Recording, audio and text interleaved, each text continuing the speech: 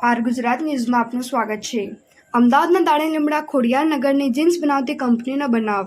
કંપનીમાં જીન્સના કાપડ ધોવાની ટાંકીમાં ઉતારેલ 3 યુવક સુનિલ રાઠવા, વિશાલ ઠાકોર, પ્રકાશ પરમારના કરુણ મોત નીપજ્યા। ત્રણેય યુવકોના મૃતદેહ ટાંકીમાં રાતભર અંદર રહ્યા હોવાની વાત પરિજનોએ કહી।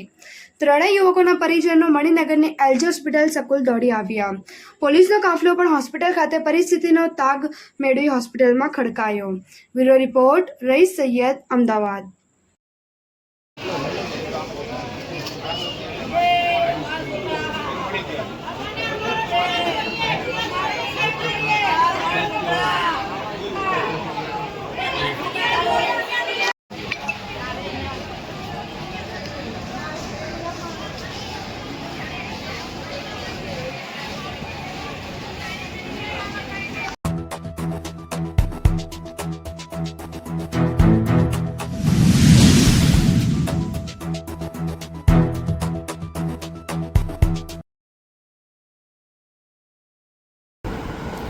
દાણી લીમડા પોલીસ સ્ટેશન વિસ્તારમાં MK ક્રિએશન નામની એક કંપની છે। કંપનીમાં કપડાનું વોશિંગનું કામ થાય છે।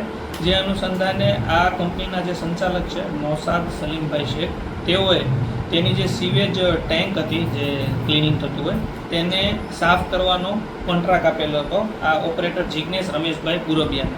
જે અનુસંધાને 18,000 રૂપિયા નક્કી થયા હતા।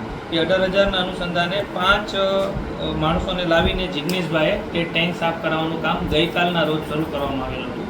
ગઈકાલે સાંજે અડધું કામ પૂરું કરાયા બાદ અડધું કામ બાકી હતું તે આજ સવારે 7:30 વાગ્યાથી શરૂ કરવાનું હતું। જે અનુસંધાને 5 કામ કરનાર વ્યક્તિ સવારે 7:30 વાગે 5માંથી 3 વ્યક્તિ ત્યાં આવેલ હતા અને જે ટેન્ક છે તેનું સાફ કરવાનું કામ શરૂ કર્યું હતું।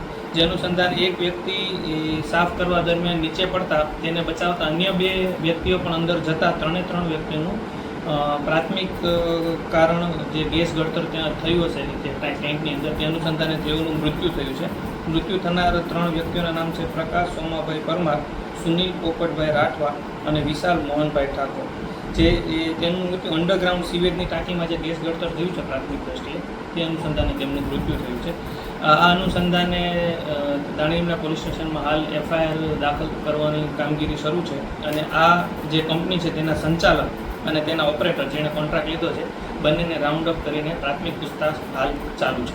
સાહેબ, આજે શ્રમિકો ઉતર્યા હતા તેમને કોઈપણ પ્રકારની સેફટીના કોઈ ઉપકરણો આપવામાં આવ્યા હતા કે કેમ?